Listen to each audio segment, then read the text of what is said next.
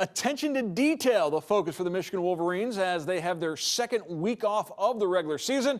As we welcome in Jack Miller from the Michigan Wolverine Radio Network. Jack, thank you for joining us tonight. Thanks for having me, Mark. Is it as simple as that, focusing on the details to improve for the final two games of the season and get bowl eligible for this Michigan team?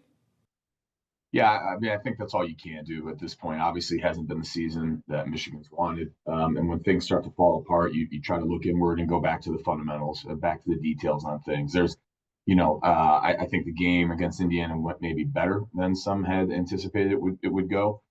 There's a lot of talent on that field for Michigan. They're just not playing well as a team, and they're obviously, a little weaker at certain spots than they need to be. And at this point in the season, you got 2 games left. You're trying to fight for bowl eligibility.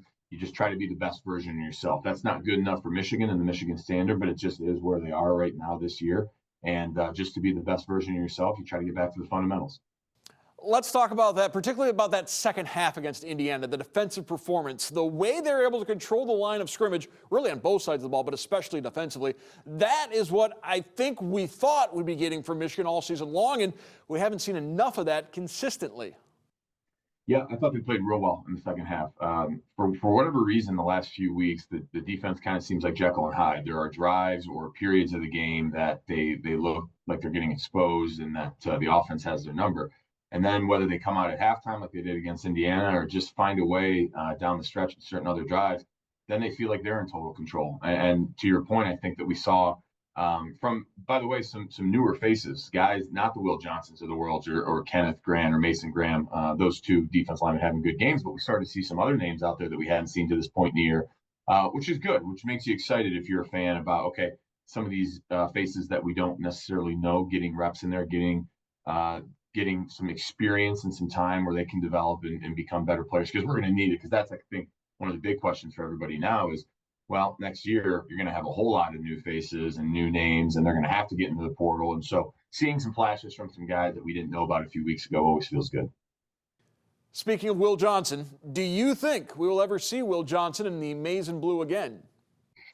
I don't like to make firm predictions, but if I had to guess, I would doubt it. At this point in his career, he's probably a surefire top 10 pick. And at this point, not really playing for a whole lot. I think guys are going to start to make business decisions about what they want to do with their bodies in games that when you're not essentially playing for postseason football championships, things like that. If I had to guess, the answer would be no, but I have no inside knowledge on that whatsoever. Sharon Moore taking a lot of heat, some questionable challenges, questionable game management, clock management issues, particularly in that fourth quarter against Indiana. I think some folks forget this is a first-year head coach. There's going to be some growing pains. I think it's probably a little premature to call for a change in leadership at the Michigan head coach position, yet those calls are out there, perhaps unfairly. Yeah, I think they are a bit unfair at this point. From what I see, there are moments out there that I'm sure, coach wishes he could have back too, right? Coaches got to perform just like players do. And probably wasn't his best effort. To your point, I think he's learning as he goes as a new head coach, and that's to be expected a bit. At this point, the things that you want to see from the players that are a reflection of the coaches are they still playing hard? Are the players still in it? Are they still fighting? Do they still care about their teammates and trying to go out there and get wins for each other? And then, once this season's over, it's obviously going to be a huge offseason for Michigan. They're going to have to get in the portal. They're going to have to reshape this team and retool this team with new players from other places. They're going to have to continue to recruit well. And until we have a better feel on that, I do think it's unfair to judge Sharon Moore too hastily at this point. And Indiana is certainly a perfect example of how quickly you can reshape a roster in just 1 year. The way Curt Cignetti has used the transfer portal and has gotten the Hoosiers into playoff contention, their first ever 10-win season, as the Michigan Wolverines are moving into a week off, and then we'll wrap up at home against Northwestern before traveling to Ohio State for the regular season finale against the Buckeyes. I want to thank Jack Miller from the Michigan Wolverine Radio Network for joining us.